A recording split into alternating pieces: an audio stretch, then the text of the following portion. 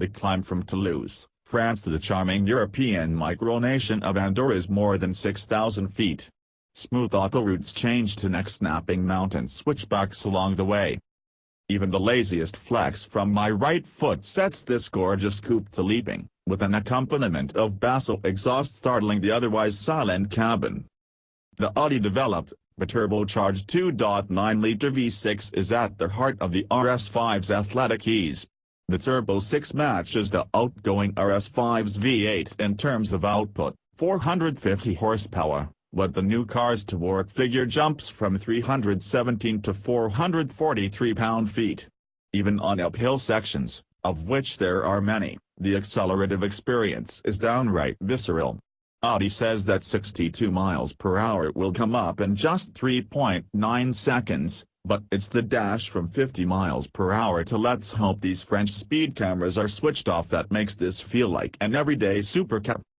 Audi's design team has done noble work to keep pace with the engineering under the hood, as well.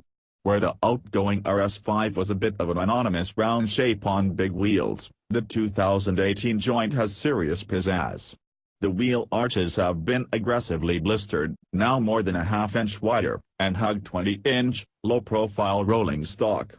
The view from the profile is more macho with a strong character line on the body side highlighting the rear haunch, and the grille is sharper and meaner in one's rear-view mirror. It's subtler than an R8, of course, but this is still blatantly a performance machine, a feeling hammered home by the multiple onlookers and question-askers at my photo stop. Inside the story is much the same, many of the controls and trim elements look like variations on high-quality cabin content from cars like the A4 or Q7.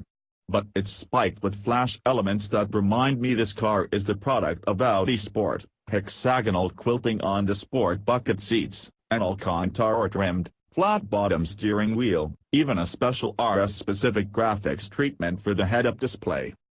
That grease steering wheel does a hell of a lot more than decorate the space, it connects me to a car that truly loves hunting for corners.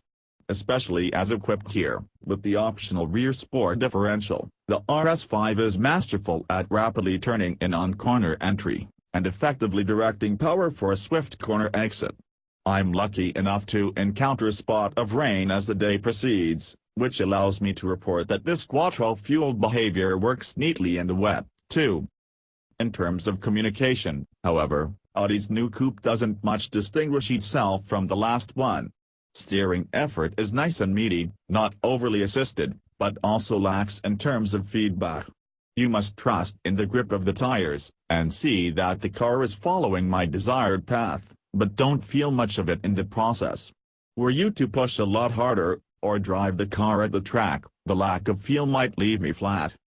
You're driving with the optional RS Sport suspension, complete with dynamic ride control, and the variability in settings allows for excellent ride control and comfort, almost all of the time. On the highway in comfort mode, DRC keeps the RS5 placid and planted at higher speeds. Select dynamic mode, meanwhile, and the suspension stiffens, with quicker responses appropriate for some of the Pyrenees' finest switchbacks. The dual personality is ever so slightly subtler when it comes to the sonic character. If you want quiet, the RS5 has got you. Even with those big 20-inch wheels, my time on the highway is all but perfectly hushed. But when you're pushing hard out of bends and mashing the throttle for quick starts, you'll feel a little disappointed that the car isn't more raucous. The V6 makes a nice sound through the exhaust at max revs, but it's just slightly more muted than you'd expect. This may be a product of changing customer demands, or a byproduct of the new golden age for turbo engines, as the Audi's mainline competitors mostly mimic that slightly shy sound. If the RS5 is brilliant, it's because it has to be. The competitive set is composed of some of the most capable and quick luxury coupes you've had the pleasure to drive.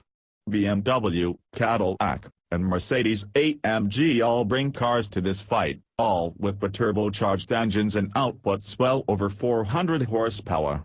They are also good-looking, great handling, and damn fast, in various degrees, relative to this punchy RS car. The Mercedes-AMG C63, and its 469 horsepower V8 engine, is probably my current favorite of the crop, though those seeking all-wheel drive will need to move down to the far less potent C43. Pricing figures to be directly in line with the German rivals, as well.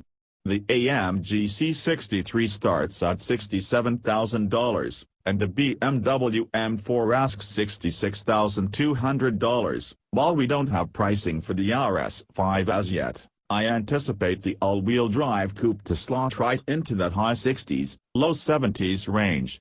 As is typical for cars from these brands, do look at those base prices as a starting point, not a goal. Any of these vehicles can and will be optioned over 80 large, with relish.